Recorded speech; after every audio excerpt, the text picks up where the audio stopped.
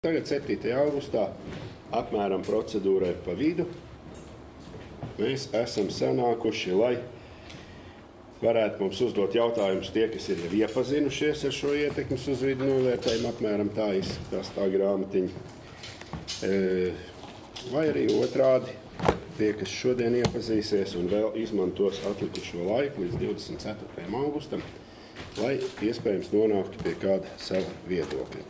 Tātad ziņojums ir pieejams papīra formātā Jēkabpils domē klientu apkalpošanas centrā.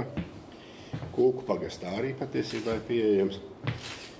Nu, lūk, un internetā ir pieejams visu laiku visiem abu, gan Jēkabpils, gan Krustpils, tātad pašvaldību mājaslapās, no kurām ir saite uz trešo serveri, kas arī norādīts, kurā patiesībā viss tas materiāls ir. Nu, lūk, es īsumā sniegšu jums prezentāciju par ietekmes uz vidi novērtējumu, konstatējumiem, secinājumiem, rekomendācijām.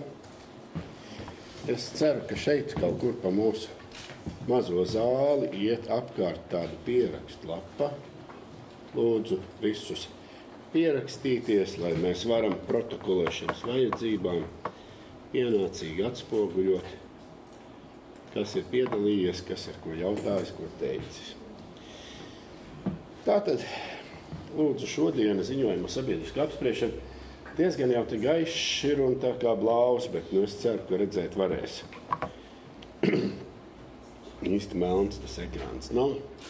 Tātad ietekmes uz vidi novērtējumā iziesim cauri ļoti koncentrēti lieliem soļiem. Un pēc tam, pēc prezentācijas, es uzlikšu virsū pašus projektu materiālus uz ekrānu, jo jūs jautājumi droši vien jau skars kaut ko tieši pašā projektā. Tātad tas viss mums būs pieejams. Pagaidām tikai prezentācija. Tātad vispirms par būvniecības fāzi. Kas sagaida tuvējās apkārtnes, tātad Bebru ielas, piemēram, iedzīvotājs, jaunā tilta būvniecības fāzē.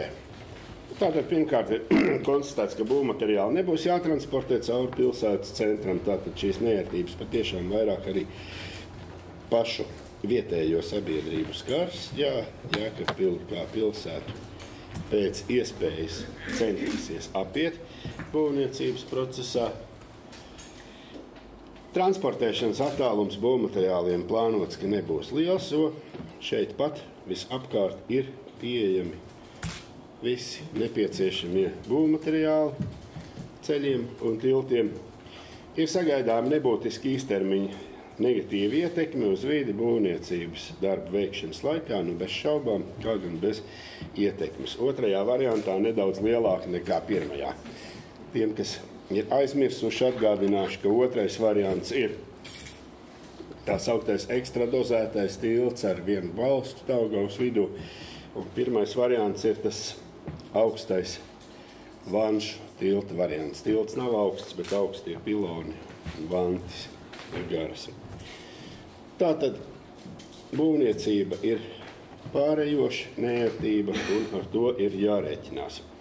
Tālāk ietekmes uz vidi novērtējums pašā tilta būvniecības procesā jau neatvainojas tilta eksploatācijas procesā, pēc tam, kas ir ilglaicīgais un paliekošais rezultāts. Kas tātad sagaida tuvējo apkārtni, tostarp arī Bebru ielu pēc tam, kad ir šis tilts tajā vietā, kur pagaidām nekāda tilta nav. Tātad gaisa piesārņojuma modelēšanas rezultāti uzrāda, ka nekā vērā ņemama tur no gaisa piesārņojuma nebūs, kas arī ir loģiski, tur ir Daugava, tur ir plašs ūdens klaišs, un, lai, protams, gaisa piesārņojums būs atšķirīgs no pašreizējā, kurš vispār ir praktiski nulle, bet nekādā gadījumā tur nekas netuvojas nekādām likumdošanā noteiktajām robežvērtībām. Nebūtiskas atšķirības starp alternatīvām pēc gaisa piesārņojuma iespējams identificēt tikai būvniecības laikā, bet, tad, kad tilts ir uzbūvēts, vai viņš ir vanšu vai ekstradozētais, tur nav nekādas starpības. Būtībā tas pats attiecas arī uz trokšņa līmeni. Troksnis bez šaubām no tā, ka mašīnas brauc būs lielāks nekā šobrīd, kad tā praktiski nav vispār. Bet mūsu uzdevums ir nepārsniegt likumā noteiktos trokšņu robežu lielumus, kas ir noteikti cilvēku ērtībai, labklājībai un veselībai dienai, vakaram un naktī. Un projektā ir iekļautas atbilstošās trokšņa sienas. 2 varianti, starp citu, minimālais un maksimālais. Tas būs jālemj tālāk pašvaldībai un redzēs, ko teiks vietas birojas. Minimālais variants ir, lai aizsargātu no trokšņa esošo apbūvi, kur mājas jau ir un cilvēki dzīvo, un maksimālais variants ir pēc teritorijas plānojuma, iedomājoties, ka mājas varētu rasties arī tajās vietās, kur to paredz teritorijas plānojums, kaut šobrīd tur nevienas mājas nav. Bet tā tad variants ar prettrokšņa sienām tāds, ja tomēr ir plānots, ka tās mājas tur būs, un arī tām ir jānodrošina jau a priori likumā noteiktais, teiksim tā, klusums, normatīvs nepārsniedzošs trokšņa līmenis. Un ir konstatētas 3 mājas Bebru ielā, kam varētu būt problēmas ar iekštelpu trokšņa līmeni. Nu, taisnība sakot, tikai augšējos stāvos, jo apakšējos stāvus pasargā prettrokšņa sienas, bet augšējos stāvus tās pašām tuvākajām mājām nepasargā. Un tātad projektā ir jāiekļauj arī šo te ēku trokšņa izolācijas pasākumu, protams, par projektu īstenotāju līdzekļiem. Iedzīvotāji no tā piedevām vēl iegūst parasti šādos gadījumos arī siltumizolāciju, jo trokšņa izolācija un siltumizolācija ir daudzējādā ziņā tie paši materiāli. Nu, lūk, tātad būvniecības laikā, protams, ir iespējami arī kādi lielāki trokšņi uz kādu laiku tajā vietā, kur būvēt. Tās ietekmes ir pārējošas un paliekošas ērtības nesagādā. Tātad runājot par upes hidroloģisko režīmu, Jēkabpils ir tāda jūtīga vieta, gadās plūdi, bet hidroloģijas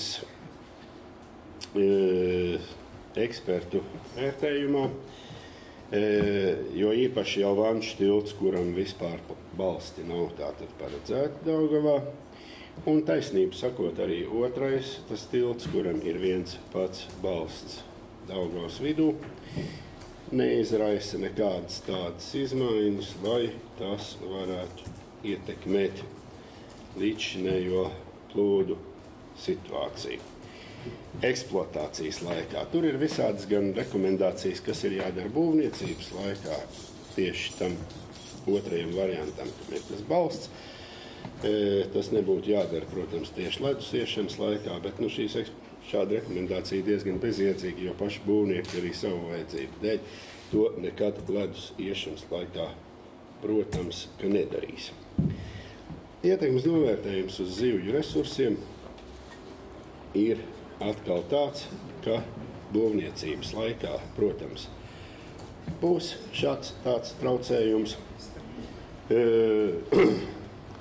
uz zivju vairošanos, tāpēc ir noteikti arī ierobežojumi, kuros laikos, kurus darbus ieteicams darīt un kuros laikos, kurus darbus nav ieteicams darīt. Un tiks sarēķināts arī zaudējums dabas resursiem, kas būs būvniekiem jānomaksā.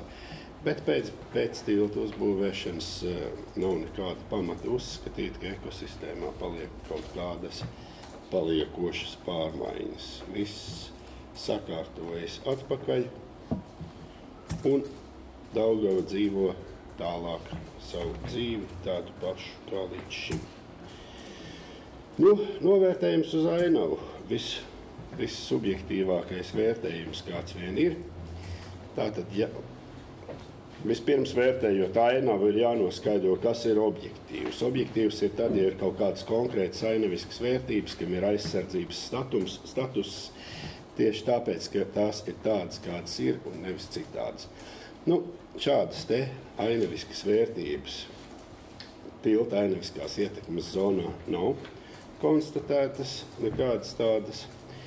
Viduslaiku pilis, uz kuru fonu nedrīkstētu parādīties tāds mūslaicīgs infrastruktūras objekts.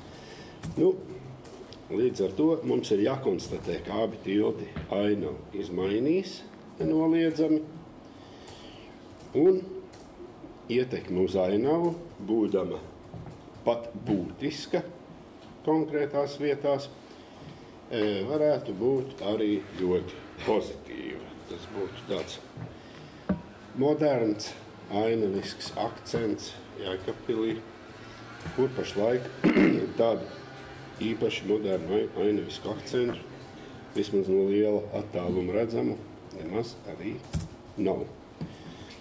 Un rezultātā ietekmes būtiskuma apkopojums ziņojumā dots kopsavilkuma sadaļā, tātad uzskaitīt visi tie kritēriji kopskaitā 6, pēc kuriem vispār ir konstatēta kāda vērtējama ietekme un iespējams atšķirības starp variantiem. Ja, ir vēl iespējams vērtēt dažādus citus kritērijus, bet tur vienkārši ietekme nav konstatēta. Izdalīti ir tie 6, kuros ir.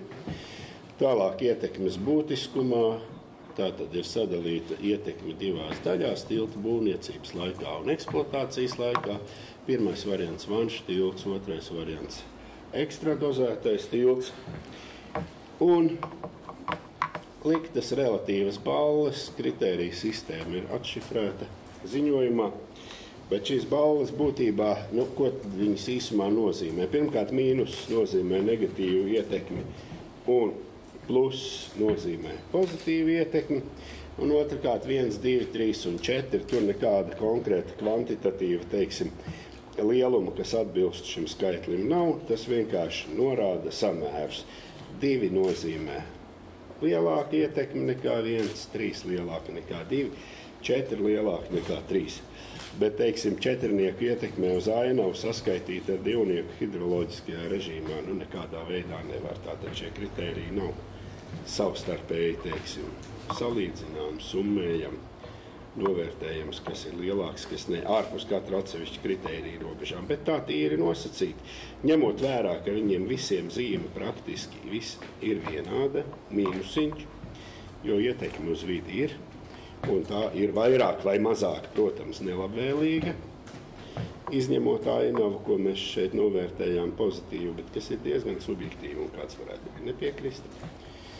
Nu, lūk, tā tad iznāk, ka caurmērā otrajā variantā ir tā kā drusku lielāka tā negatīvā ietekme uz vidi nekā pirmajā variantā.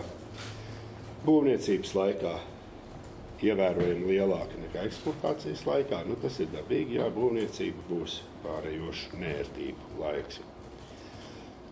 Un šīs ietekmes būtībā ir diezgan vērā neņemamas variantu salīdzinājumā. Nav konstatēts nekādas tādas ietekmes, kāpēc būtu jāaizliedz viens vai otrs variants un par katru cenu jārekomendē kā labāks cits variants. Pirmais ir tā kā rekomendēts kā mazliet labāks, bet nekas neliedz arī pašvaldībai uz citu apsvērumu pamata, nevis ietekmes uz vidi. Izraudzīties otro variantu. Abi ir iespējami. Nu, tas ir īsumā par ietekmes uz vidi novērtējumu. Tagad es uzlikšu uz ekrāna pašu ziņojumu un tā pielikumus. Tātad karšu materiālus visus, kas ir pieejami internetā, bet ko mēs šeit varam arī apspriest. Un gribētu tātad aicināt jūs uzdot jautājumus, izteikt pretenzijas, norādīt, kas nav novērtēts, ko vēl vajag novērtēt, kas ir nepareizi. Sēde tiek protokolēta. Visu centīsimies pierakstīt, ko jūs teiksiet, bet, protams, ja ir kaut kas, jūsuprāt, ļoti būtisks sakāms, tad ieteiktu to ne tikai pateikt šajā sanāksmē, bet arī līdz 24. augustam izmantot iespēju uzrakstīt savu iesniegumu tieši vidas pārvaldības valsts birojam. Tātad lūdzu, koši jautājumi, ieteikumi, kas ir lasījuši ziņojumu, kas ir atraduši kādus trūkumus, neprecīzi. Jā, lūdzu. Sakiet, vai jums ir šāda darba procesa kā kāda dzīšana un zemes svārstības tuvākā vai tālākā rajonā? Tas var apdraudēt esošo māju plaisāšanu, bruku. Jā, tas ir jautājums, kas tika jau sākotnējā apspriešanā arī skarts. Tātad šāda veida vibrāciju likumā nekas nereglamentē, bet būtu ieteicams uztaisīt tādu kā tehnisko ekspertīzi tām mājām, kur īpašniekiem ir aizdomas, ka tas varētu tehniski kaitēt viņu būvēm. Tātad, lai pierādītu šo kaitējumu pēc tam, ir jābūt fiksētam stāvoklim pirms tam. Tātad, tas būtu tas mehānisms, kā jūs varētu izsakot, vai jums nenodara kaitējumu un vajadzības gadījumā piedzīt kompensāciju. Ekspertīze pirms, ekspertīze pēc un starpība. Un kas taisīja to ekspertīzi? Nu, te man jāprasa. Iedzīvotāji savu naudu? Tātad, jūs par naudu, jā. Nē, no pirmkārt tātad to taisīt attiecīgi certificēti speciālisti. Jā, tā ir cik daudz dzīvokļu mājai tāda ekspertīze? Kas to veiktu? Šīs te daudz dzīvokļu mājas, viņas tā kā laikam privatizētas. Nepilnībā. Nu, īsi sakot, teiksim tā, vispārīgā gadījumā tāda ekspertīze taisa īpašnieks, lai kas nu viņš būtu. Privatizētām mājām tie ir tātad iedzīvotāji, pašvaldības mājām tā ir pašvaldība, privātē. Kādā gadījumā ir māja pašvaldības bilancē, tikai dzīvokļi privatizēti, kas tad taisa ekspertīzi? Nu, tādā gadījumā es domāju, ka katrs dzīvokļu īpašnieks var uztaisīt ekspertīzi savam dzīvoklim galu galā. Tas, kurš ir mājas apsaimniekotais, tas arī taisa ekspertīzi, nevis dzīvokļu īpašnieks. Ja tā ir pašvaldības bilants esoša māja pašvaldības, nevis iedzīvotāji. Ja viņi paši apsaimnieko, viņi arī paši šo ekspertīzi pasūta un apmēs. Tātad pašā sākumā jau es teicu, ka, protams, vispārīgā gadījumā to dara sava īpašuma īpašnieks savam īpašumam taisa ekspertīzi. Protams, ja mēs tagad mēģinām noskaidrot, kuram pieder katra kāpņu telpa un kuram pieder katrs koridors mājā, kurā ir privatizēta dzīvokļi un nav privatizēta pati māja, es neesmu kompetents šobrīd tik detalizēti atbildēt. Nu, tas ir katrā gadījumā jāizvērtē. Vai tur visi par kaut ko draudzīgi vienojas, vai tur katrs dara kaut ko savu. Nu, teiksim tā, prognoze ir tāda, ka šādas padarīšanas tā kā nav sagaidāmas. Nav plānots, ka būvnieki ar savu rībināšanos. Principā pēc pieredzes ir tā, ka paši būvnieki, ja viņi jūt, ka ir kaut kādas problēmas, tad viņi konstatē kaut kādas plaisas, sapfotografē, protokolē to. Un paši iedzīvotāji arī to var sekot visu līdzi, lai pēc tam nebūtu tā, ka ir kaut kādas problēmas. Ja būvnieki piepeši nejūt, ka ir kādas problēmas, tad iedzīvotāji var palīdzēt viņiem to just. Tā. Šis pasākums ir preventīvs, lai pēc tam, kad ir iestājušās sekas jau, kad sienas un pamati ir saplēsējuši. Tas ir pamata jautājums. Kad to dara, tāda nav. Tātad vēlreiz es pasaku, ekspertīze taisa tāpēc, lai nofiksētu stāvokli pirms būvniecības. Pretējā gadījumā jūsu apgalvojumam, ka kāda plaisa ir izveidojusies būvniecības dēļ, nav nekāda pierādījuma. Tātad, ja jūs uzskatāt, ka jums kaut kas plaisās un bruks, tad jums pašiem ir jāgādā par to, lai jūs varētu parādīt, ka tas pirms būvniecības nebija saplaisājis un nebruka. Lūk. Un tālāk, ja gadījumā tomēr plaisā un brūk, tad jūs varat pirmkārt jau ziņot un pieprasīt, lai aptur vai pāļdzīšana, vai rakšana, vai autobraukšana, kuras dēļ jūs prāt jums tā māja brūk kopā. Un pēc tam gādāt par to, lai jums kompensē zaudējumus. Ja jūs tā domājat, ka jums tās mājas brūks, te man jāprasa ceļu projektētājiem, vai ir daudz tādu gadījumu, kad pilnīgi kādai mājai rodas tehniski bojājumi no netālas būvniecības. Es mēģināšu atbildēt Werners Strauba no ceļu projekta tiltu būvinženieris. Pirmkārt, par izmaksām, ja ir jautājums, es domāju, ka te bija diezgan liela nozīme gan Jēkabpils būvvaldē, gan arī pasūtītājiem, kas ir Jēkabpils pašvaldība, proti droši vien, ka tad, kad tiks veikts tehniskais projekts, tur būtu projektēšanas uzdevumā jāparedz, ka ir jāliek projekta izmaksās iekšā arī ekspertīzes izmaksas. Respektīvi, pirms būvdarbu uzsākšanas nāk eksperts, kurš visas mājas, kuras viņš uzskata, ka būtu, ka tā ietekmes zonā tās apseko, un tādā gadījumā tas būtu iekšā kopējās būvniecības izmaksās, un tad tas iedzīvotāju kabatas neskar. Tas ir par to iespējamo finansiālo risinājumu, kā šito jautājumu var risināt. Otrs jautājums, vai ir tāda pieredze. Faktiski vispirms es atbildēšu, bija jautājums, vai būs dzītie pāļi. Nē, par šitiem abiem variantiem ir paredzēti turptie pāļi, kas nozīmē, ka pie pāļu dzīšanas vai iestrādāšanas, pareizāk sakot, vibrācija nebūs. Vibrācijas varētu rasties pie uzbērumu blīvēšanas, jo tilta abos galos ir uzbērumi. Vienam variantam viņš ir augstāks, otram zemāks. Uzbērums jāsablīvē, līdz ar to tur kaut kāda tehnika brauks pāri un vibrācijas tomēr būs. Pieredze tieši ceļu būvniecībā gan, man nenāk nekas prātā, ka būtu tāda negatīva ietekme bijusi, bet civilā būvniecībā gan ir dzirdēts, jā, kā apkārtējās mājas cieši, bet, tas, protams, ir jādara tā, kā Felsberg kungs saka, ir jāfiksē situācija pirms un pēc būvdarba veikšanas, un ja ekspertīze noteiks to, ka būvdarbi ir negatīvi ietekmējuši māju tehnisko stāvokli, tad tas būs par būvnieku līdzekļiem būs jāremontē. Paldies par komentāru. Tātad, droši, kam ir kāds jautājums, ieteikums, vai uzstāšanās, vai gribas nākt priekšā un paust kādu viedokli. Jādod. Lēnēs Lauris.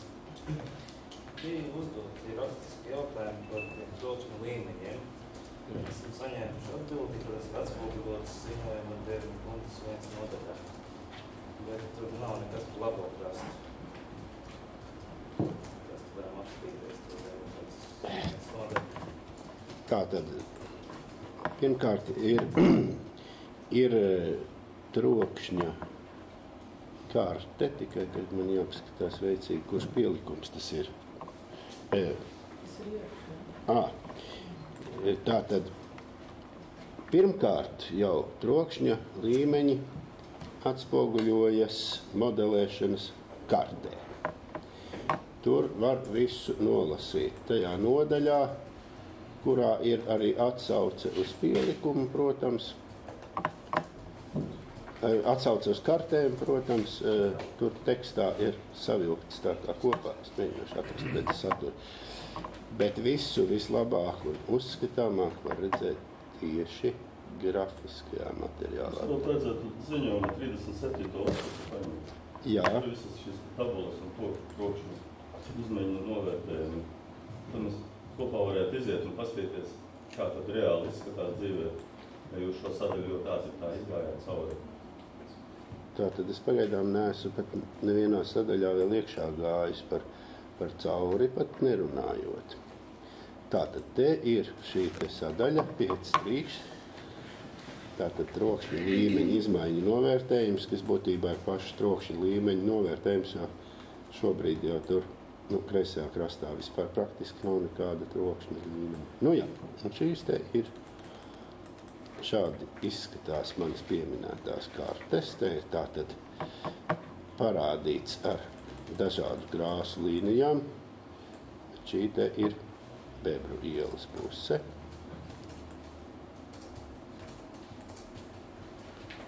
Diena un nakts. Vakars kopā 3 kartes.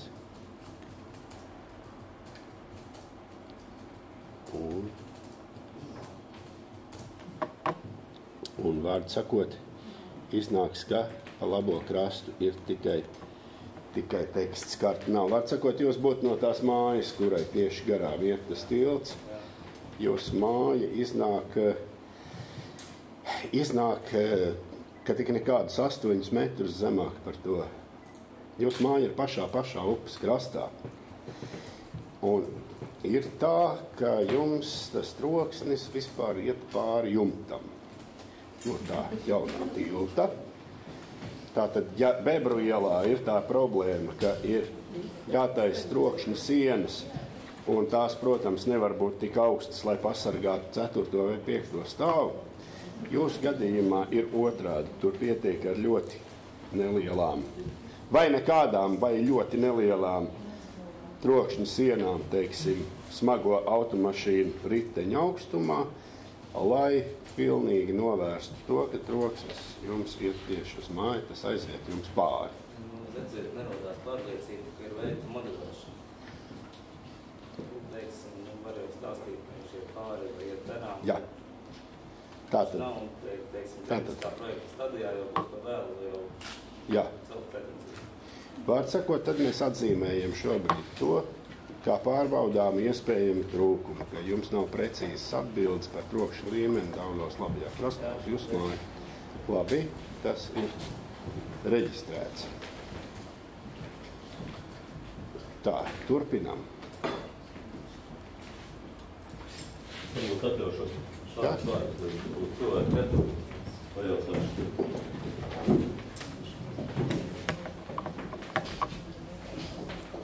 Tā, mums varbūt vajadzētu apstāties pie šīs te sadaļas, lai iedzīvotāji saprastu un redzētu, par ko ir īstenībā stāsts. Tad, varbūt nav, kurš tas 15. vai 18. zīmē. Nakts parasti ir vissvarīgākā. Ja es pareizi saprotu, tad atļautie decibeli naktī dzīvojamās mājās ir, tur bija 45. 45 decibeli. Tas, ja mums ir pļaumašīnai 90 līdz 100 decibeliem, tātad puse no šīs te trokšņa tā kā paredzēta un atļauta. Es tā redzu, ka 40. Mazstāvu dzīvojamās ēkās ir 40 un daudzstāvu ir 45. Šīs ir daudzstāvu. Jā. Tad, kad mēs paskatāmies pēc šīm te tabulām un arī pēc ziņojuma, tad ir skaidrs un redzams, ka tātad es lasu 5. lapusītē kopsavilkumā, kur modelēšanas iegūtie rezultāti attiecībā uz ārtelpu. Nevis telpās, bet ārtelpās, ja? Un parāda, ka prettrokšņu pasākumu tad modelētais rādītājs pārsniedz 55 vai 50 decibelus šādās vietās. Bebra iela 35 un 37. Kadiķu iela 31. Tātad šajās ēkās jeb ap šīm ēkām ārtelpās paši ietekmes uz vidi ziņojumā apkopotā informācija pauž, ka pārsniedz, ja? Tātad vēl pārsniedz 45 vai 40 decibelus Atmodas iela 1, Bebru 10C, 35, 37, Kadiķu 13, vesela virkne ēku, kurā tātad pārsniedz šos atļautos decibelus. Kā piedāvātais risinājums, tātad ir šīs te ar zilo iekrāsotās, ja jūs redzat, uz Bebru ielas, tātad ir šīs te prettrokšņu sienas. Šis pie tam ir otrais variants, ja es pareizi saprotu. Nav atšķirības. Tāpēc, ka tur ir divas sienas, tad viņš ir otrais, ja es pareizi saprotu. Tātad Pirmajā bija tikai varianti ir vanšu tilts un ekstradozētais tilts. Pretrokšņu sienām atšķirības nav pirmajā un otrajā variantā. Cita lieta, ka es teicu, ka ir piedāvāts pretrokšņu sienām maksimālā un minimālā programma. Ja? Šī ir maksimālā aizsargājot arī šīs te teritorijas, kurās nekā nav šobrīd, bet kur ir plānota pēc teritorijas plānota. Šeit plānot, tas ir divas pretrokšņu sienas iezīmētas ar gaišu zilo. Jā. Parādiet pirmo variantu. Tātad šitas ir maksimālais, lai aizsargātu gan. Jā. Teiksim, nobraucot no tilta no labās pusītes, tad labajā pret Bebru mikroēju ir visā garumā, ja es pareizi saprotu. Jā, maksimālajā variantā tā ir. Pastamies, piedāvā minimālo. Jā, lūk. Tātad šeit ir uz stūra Bebru auseklīša un pie pašas Daugavas tur arī. Tas ir tas minimālais variants, jā, par kuru runās vides. Jā. Jā.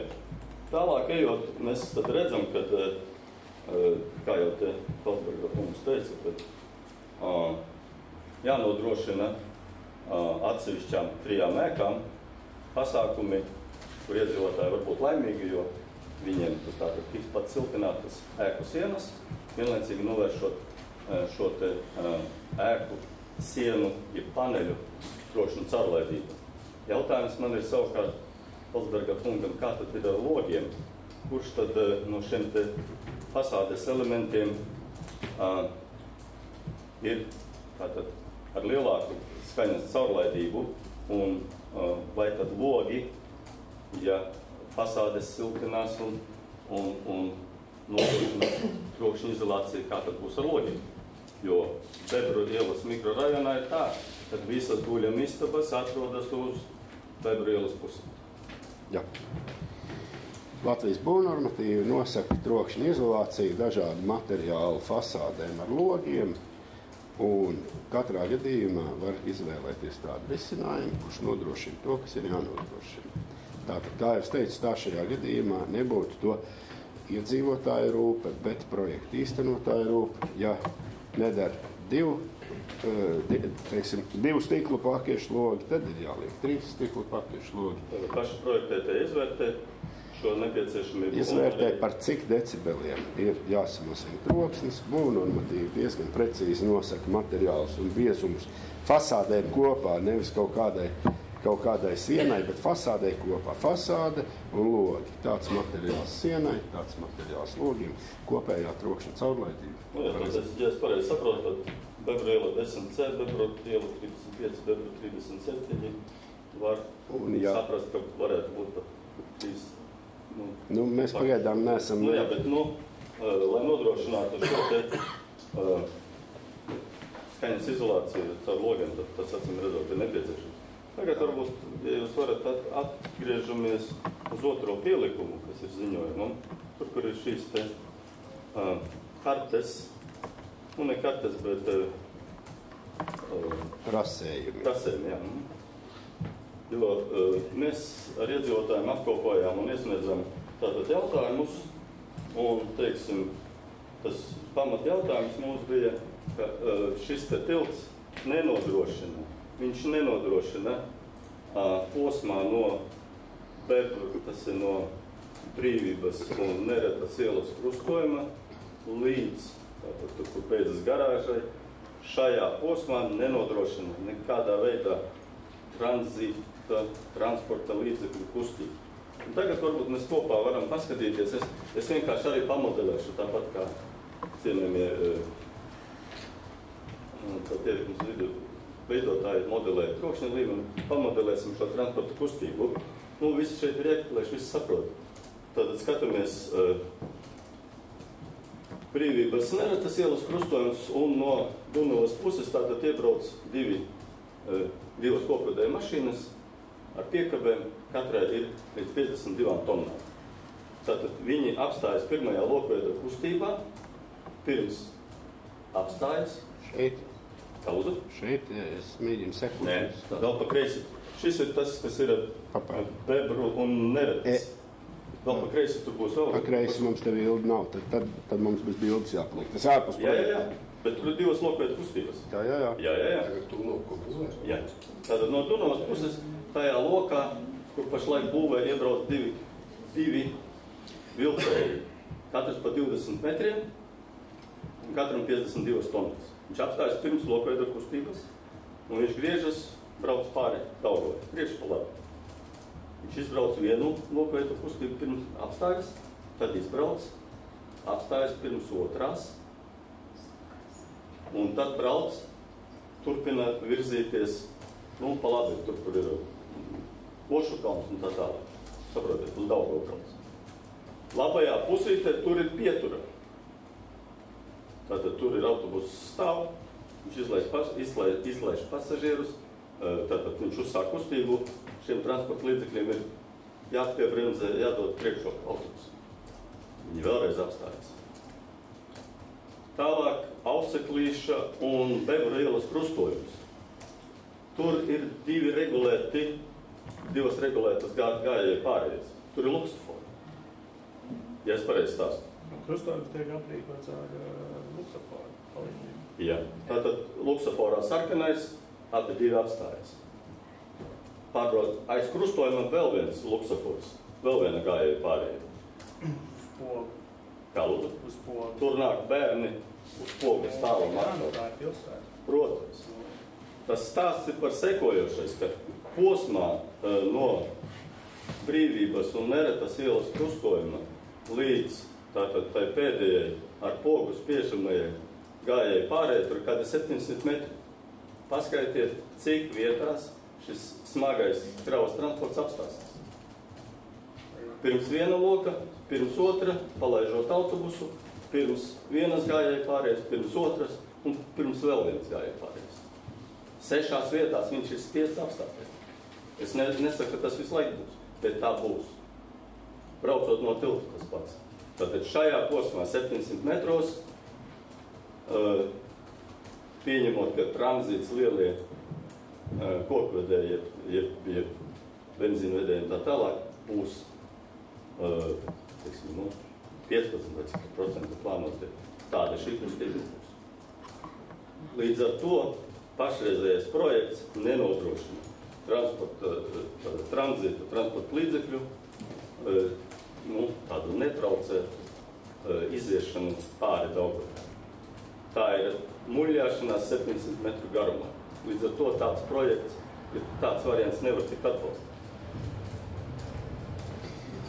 Tā, vai tas ir jautājums ceļu projektē, jo tas tiešām nav ietekmes uz vidu novērtējumu jautājums, vai ceļu projektētāji varētu komentēt šo tiešām dramatisko tēlojumu? Principā, lai izvairīties no visiem šiem šķēršļiem, par ko runāja iedzīvotājs, tad jāveido 2 līmeņu mezgli. Nav jau citu risinājumu. Ne projektā tas ir? 2 līmeņu mezglis risināt. Tas intensitātes tautīgi liels, lai risinātu 2 līmeņu mezglis. Un tas caurlaids, pēc aprēķiniem viss nodrošina. Tas, ka kokvedējs sliktākajā gadījumā apstāsies par iespējams kaut kādās krustojumos, tas tā ir, tas ir pilsētas režīms. Tā taču ir tranzīta iela, tas nav kaut kāds autoceļš. Par to jau stāsts, ka tā ir tranzīta iela, kurai netiek nodrošināts pietiekams ātrums, pietiekami ātri iziešanas ātrums. Jums ir vajadzīgs ātrums, skaņā tas ir uzreiz. Tas ir pilsētas režīms, kāpēc jums vajadzīgs kaut kāds lokveitu krustojumi ir vajadzīgi arī priekš gājiem, lai uzlabotu satiksmes drošību, lai iedzīvotāji varētu droši šķērsot ceļu. Kāpēc jums ir vajadzīgs, lai pēc 90 vai 70 km/h visu skriet? Ne, pilsētā 50 maksimālis. Bet par ko jūs gribāt? Piemēram, Jelgavā viņi speciāli luksafors ir saprogrammējuši uz katru luksaforu apstājās. Tā pamatdoma ir sekojoša, ka pašreizējais piedāvātais variants nenodrošina šo te transporta līdzekļu. Viņi uzsāk braukt, un tā pamatdoma ir pēc iespējas ātrāk, ievērojot satiksmes noteikumus, izbraukt cauri pilsētai. Jo viena lieta, kad viņš ir apstājis un kad viņš sāk braukt, ar 50 tonnām, tad gan ir troksnis. Vai viņš vienkārši turpina kustību, tur ir tā problēma, kas šeit nav atrisināta. Tā ir bezgalīga apstāšanās, bezgalīga uzsākšana, bezgalīgas dungās un tā tālāk. Tur ir tā problēma. Tas ir tranzīta ielas problēma. Pareizi, to problēmu jūs esat ielikuši šeit. Viņa ielikta, bet viņa nav atrisināta. Viņi īsti tādi saprātīgos līdzekļos, viņi nemaz nevar atrisināt. Tad nav jārisina šajā vietā, šādā veidā. Tranzīta iela viņi ir, un tā viņi tiek visās vietās. Jā, tagad jau bezgalīgi pārgāja diskusija. Tātad ir pierakstīts viedoklis. Šajā gadījumā tas būtībā attiecas uz pašu projektu, nevis tur uz viņu tādu vai citādu vērtējumu. Ka piedāvātais projekts nerisina tam izvirzīto uzdevumu. Tā es formulētu jūsu viedokli. Tāds viedoklis. Jā. Tātad tāds viedoklis ir reģistrēts, un tad, lai šajā gadījumā, es domāju, Latvijas valsts ceļi ar projektētājiem vēlreiz izskata, vai tā, teiksim tā, kāds ir ekspertu viedoklis. Iedzīvotāju viedoklis bija šāds. Ar visiem argumentiem piereģistrēts. Tā lūdzu, vēl. Tādu jautājumu jūs par tām aizsargu barjerām runājat, vai jums ir paredzēts projektā, piemēram, tur kaut kādus dekoratīvos daudzgadīgos kokus, es esmu redzējis, ka ir siena, un pēc tam ir arī daudzgadīgie koki, kas dekoratīvi smuki, teiksim, aizaug, un arī daļai varbūt nodrošina to, ka nav, tas trokšņu līmenis samazinās no tām pusēm. Jā. tādā domā. Nu jā, katrā ziņā šeit nekādi koki nevar samazināt troksni līmeni tajā tur mazajā intervālā starp tiltu nobrauktu un Bebru ielas apbūvi. Tā tad ir piedāvāti efektīvi risinājumi pret troksni, bet dekoratīvs stādījums veidot lūdzu, tas ir skiču projekts, nu laikam nav vēl šobrīd, tas tehniskā projekta, jau? Jums ir jau jaunāk, jā? Jau ielikusi, kad sapratu, stādījumu paredzējumu. Vai ir ko parādīt, vai? Ir man to, jūs var parādīt. Jā. Tātad, katrā ziņā tas viens otru nemaitā, pretrokšņu siena veic to savu funkciju, kas te ir jāveic. Ar vienu koka rindu šajā te šaurajā joslā nevar nekādu trokšņu problēmu atrisināt, bet smukums tas varētu būt un lūdzu, jā, zaļumošana ir projekts sastādē.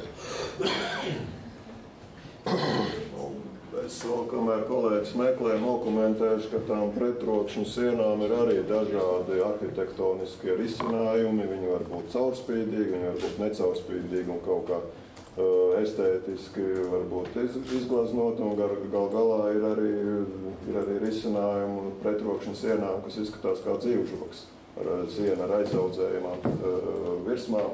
Tā kā principā tur sadarbojoties ar arhitektu ir iespējami dažādi estētiski risinājumi, gan vai jūs gribat to transportu arī redzēt vai negribat to redzēt. Tur risinājumi daudz un dažādi arī bez atsevišķiem kokiem var uztaisīt to sienu, zaļu un smuku un dabas. Ja siena ir necaurspīdīga, kā ir ar insulāciju pirmajā stāvā? Tad to mēs nesaprotam jautājumu. Nu, tātad, ja siena ir necaurspīdīga, kā tad ir ar saules gaismu pirmajā stāvā? Viņi ir pietiekami tālu no mājām. To jums neaizsniegs, ne? Sienas ir 2,5 metru augstas, saules gaismu neaizsniegs. Tur ir pietiekami tālu. Tas schematiski ir iezīmēts tie apstādījumi. Vietas arī ir, kur viņas likt. Jā, nu, ja kāds saprot no tā rasējuma, tātad tas ir tā. Tagad ir vecā Bebra ielas uz vietām, varētu arī paredzēt un tos stādījumus. Jā. Tas ir tieši starp vietējo joslu. Nu, vietējā josla ir pašreizējā Bebra. Ne, nu, viņi atbīdās arī vietējā josla. Nu, jā. Nav tā, ka viņi ir esošā vietā. Visi tiek maksimāli. Jā. Nu, cita lieta, ka šie te koki atšķirībā no trokšņa sienas gan var drusku uzmest kādu ēnu rīta stundās. Nu, viņus vajag, Jā. Par to ir jādomā. Cik augstu jūs to smukumu gribat, jo tā ir gal galā austrumu puse tomēr. Un austrumos saulīte mēdz būt vēl stipri zemu. Un tad arī nepārāk augsti apstādījumi varētu drusku. Var starp ceļu un to vietēju jūs var paredzēt stādījumus. Nu, tur jau varianti ir dažādi. Jā, bet tas taisnība sakot, nu īsti pat nav šīs sapulces temats, jo tā ir jau tālāk detalizēta projektēšanas stadija, estētiskie risinājumi. Tam nav tiešas ietekmes uz vidi, nec arī, teiksim, uz piedāvātā projekta transporta lietderību. Centīsies visu izdarīt sīkumos kā labāk, tas ir skaidrs. Bet vēl pēc būtības tā tad jālūdzu.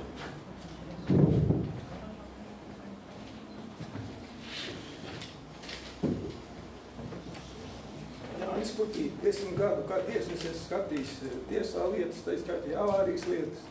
11 gadus es strādājis autotransportu un ceļu satiksmes ministrijas sistēmā kā jurists. Mani zināmi ieskati, zināmā pieredze, esmu skatījis, redzējis transporta kustību organizācijā Rietumvācijā, esmu redzējis, principā, viss arī risinājums Latvijas Republikas pilsētās, kā ierīko tranzīta ceļus, apveceļus. Tajā skaitā jau par radio dzirdēju, kad jau gatavojas, ņemot vērā, ka tiek asfaltēts kreisā krasta autoceļš jau mazajā pilsētā Jaunjelgavā, ja taisa apveceļus. Kādi mani secinājumi? Te jau pieskarās tiem jautājumiem. Vai ir iespējami šāda? Pirmkārt jau šie te formulējumi, ko nozīmē ceļa rekonstrukcija. Tātad reāli Jēkabpilī tiek Jēkabpils pilsētas ielas pārtaisīts par tranzītu ceļiem.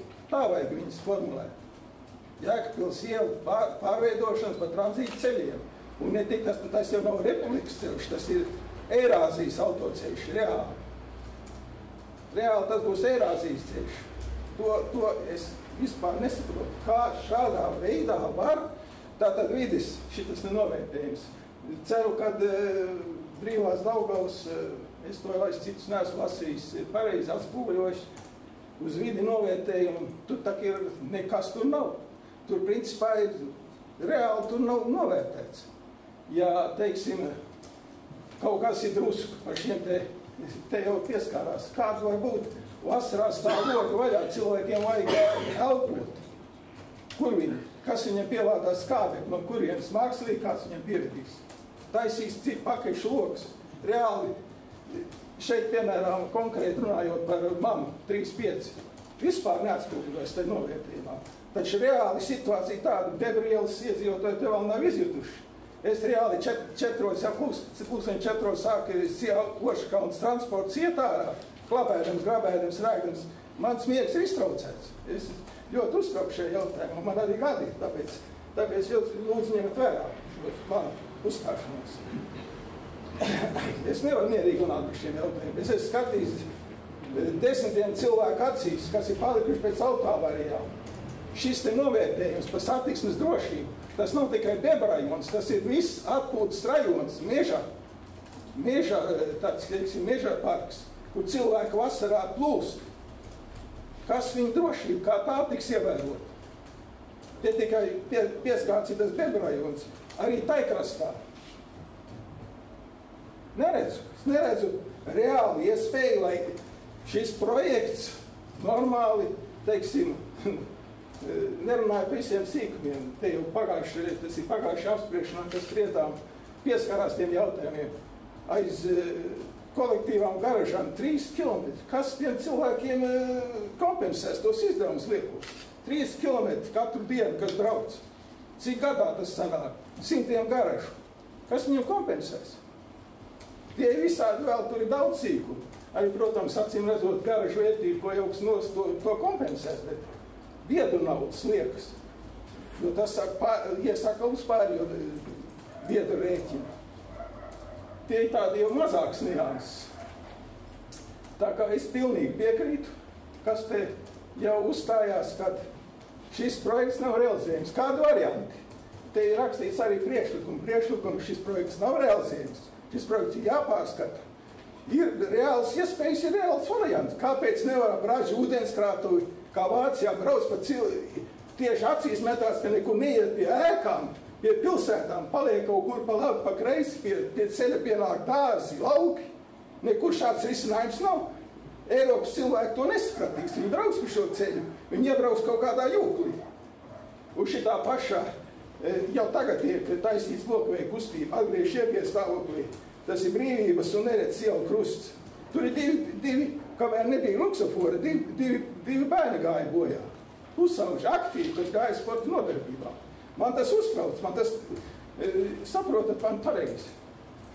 Es tādām projektām es skatījos, bet ir reāli iespēja apkārt, ir meži vēl, Vācijā nav meži, tur ir lauki.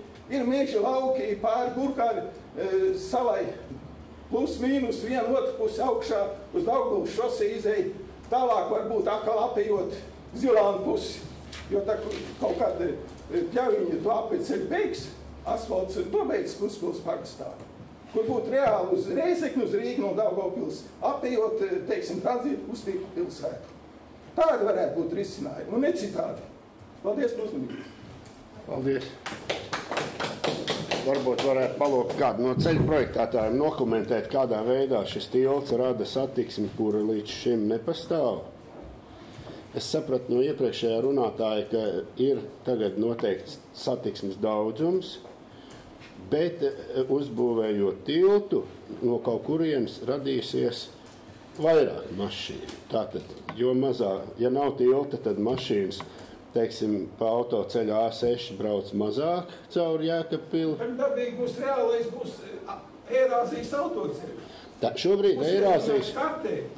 Ne, tu es saprotu, šobrīd Eirāzijas autoceļš iet cauri Jēkabpili. Tas ir katram skaidrs. Viņš minimāls. Man gribēja izbūvēts pat asfalts par kreiso krastu. Nu jā, tā kā gribējās teikt saprast, kādā veidā šā tilta parādīšanās ražos mašīnu. Ražos. Reāli ražos. Jau priekš Jēkabpils viņš ir reāli paredzēts. Nav skaidrs, kāpēc vispār Jēkabpils uzņēmās tādu projektu. Tātad, vārds sakot, mans komentārs bija tāds, ka tur nav īsti tā kā pamatots iepriekšējais komentārs, ka šis tilts varētu ražot mašīnas, jā, tāpat kā hidroelektrostacija neražo ūdeni, piemēram, tā tilts neražo mašīnas. Tas ir nepareizs apgalvojums. Jautājums ir tikai par kādu maršrutu brauc viena vai otru mašīnu. Tas ir vienīgais, ko var ietekmēt tilts. Bet nevis to, ka Jēkabpilī šobrīd cauri brauc mazāk Eirāzijas mašīnu un šā tilta dēļ piepeša Eirāzijas mašīnas savairosies. Nu, tā tad pilnīgi, jā.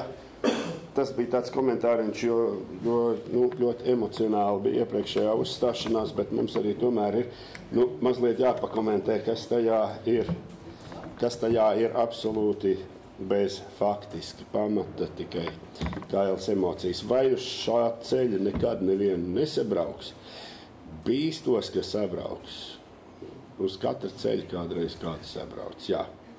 Iespējams, ka pateicoties šim ceļam nesabrauks uz kādu cita ceļa, kurš būtu ticis sabraukts, ja nebūtu šāda ceļa. To mēs nekad neuzzināsim.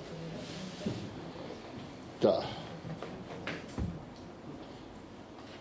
Par satiksmes drošību ir gādāts atbilstoši visiem standartiem. Lūdzu, rakstiet vides un reģionālās attīstības ministrei par šī projekta, izmaiņām. Detāli prāti šitā plānojam. Es uzskatu, ka tas nav Ķīnas mūris, ko nevar izcināt savādāk. Jā, tātad līdz 24. augustam lūdzu rakstīt visas savas pretenzijas, kā nevajag un kā vajag. Bet te ir arī jāatgādina, ka šā ietekmes uz vidi novērtējuma mērķis ir nevis atgriezties pie jautājuma, vai šo tiltu šeit būvēt vai nebūvēt, vai būvēt kaut kur citur. Jāatgriežas pie tā, tad mūsu ceļu projektētāju kompetences šajā jautājumā atkal beidzas, tad viss atgriežas uz Jēkabpils domu, kur ir apstiprinājusi teritorijas plānojumu. Mūsu kompetences šoreiz ir šaura. Ir teritorijas plānojums, ir tilta trase, un projektētāji projektē, un mēs vērtējam konkrētus tehniskus risinājumus norādītajā trasē. Mums nav nekādas kompetences nolemt, ka mēs brauksim pāri Daugavai Baltkrievijā vai Daugavpilī. Mums ir runa tikai par Jēkabpils tiltu šajā trasē. Tā tas diemžēl ir. Sakiet, cik saistošas iedzīvotāju pretensijas, ja piemēram izrādīsies, ka vairāk kā puse vai lielākā daļa ir pret saistībā ar vides novērtējumu, cik saistošas jums ir? Nav nekāda tāda kritērija, es nevaru jums pateikt. Pēc pieredzes teikšu tā, jūs, protams, šeit varat ietekmēt tehniskos risinājumus, jūs varat pabīdīt kaut ko tā un šitā un dabūt sev vairāk kādus vides aizsardzības pasākums, to visu var darīt. Šajā procesā nav paredzēts, ka jūs nobalsojat pret to, ka šitāds tilts vispār ir vajadzīgs. Tas tā kā nav paredzēts, jā, tas ir ārpus mūsu kompetences. Ka var ņemt vērā un var arī neņemt likums neparedz. Tātad, ja jūs pateiksiet, ka tas tilts nav vajadzīgs, tad es baidos, ka jūsu prasību neizdosies apmierināt. Jautājums varbūt ir par piedāvāto tehnisko risinājumu. Jā.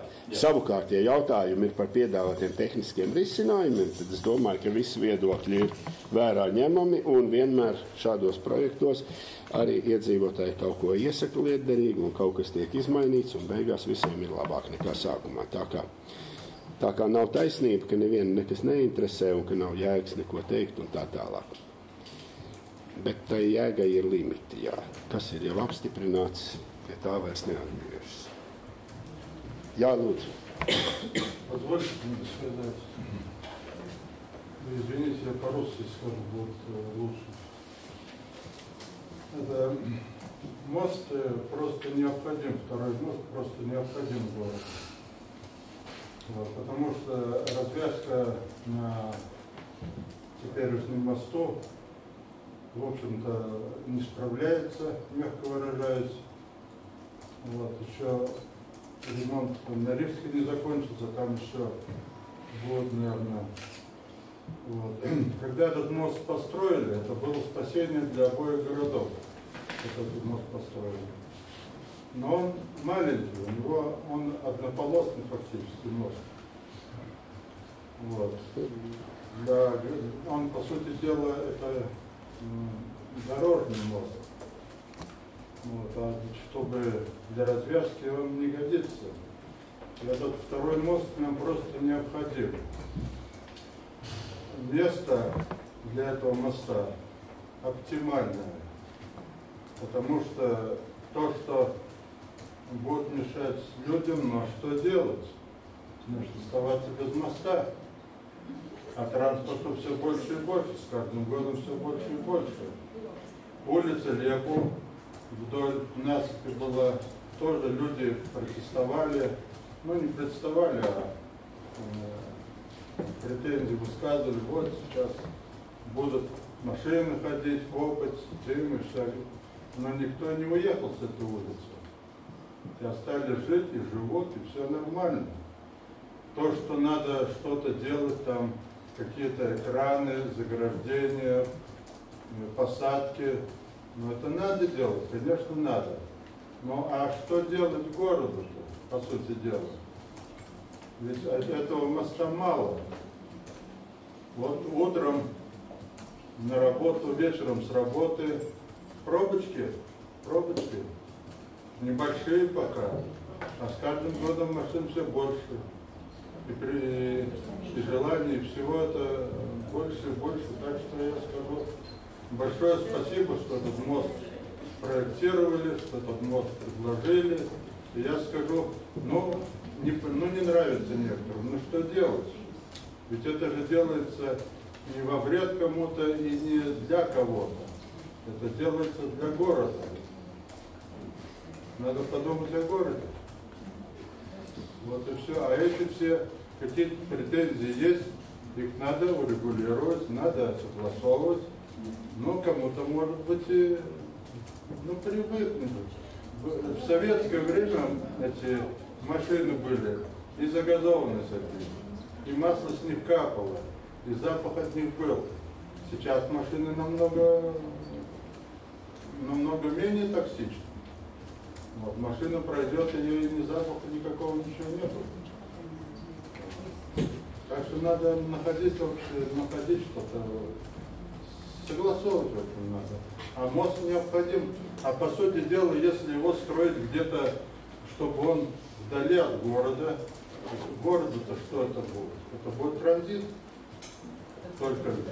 А давайте посмотрим, где в городе можно построить еще мост. Это, по сути дела, здесь, пожалуйста, исторический центр разваливается. Там выше, там тоже надо сносить дома, то есть, вернее, ниже. Там сносить дома, все равно надо прорубать там через парк, там, это же это. А здесь, по сути дела, как бы пустое место, мало застроено. Nu, вот, я сумēju. Skaidrs, paldies. Nu jā, būtībā kungs vienkārši, taisnība sakot, pārstāstīja pasūtītāju apsvērums, kāpēc vispār šis te projekts notiek. Tieši tā, tilts ir vajadzīgs. Un vēlreiz uzsvēr to, ka tilts pilda vienlaikus gan tranzīta funkciju, gan arī pilsētas tilta funkciju. Ja, un tāpēc viņš tur ir tā, uz robežas pilsētas nomalē, bet tomēr pilsētā.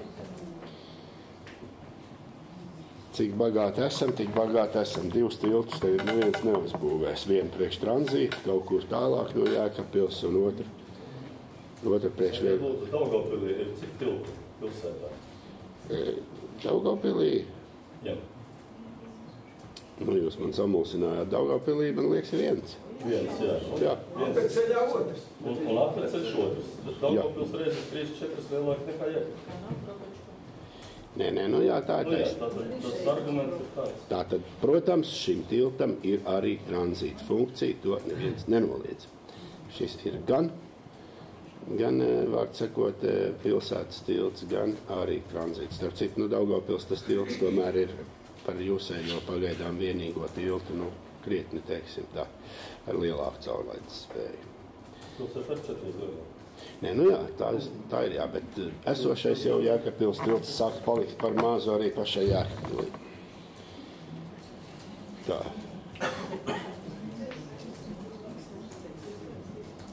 Tā, vēl kādi komentāri, viedokļi.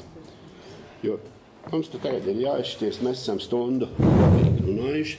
Ja ir vēl kaut kas tāds visai auditorijai kopīgs sakāms, tad mēs turpinam. Un ja ir pienācis brīdis, ka viss ir izrunāts, tad mēs varētu oficiālo daļu slēgt. Un mēs te vēl esam, te projektētāji ar kartēm, kaut kādi specifiski jautājumi par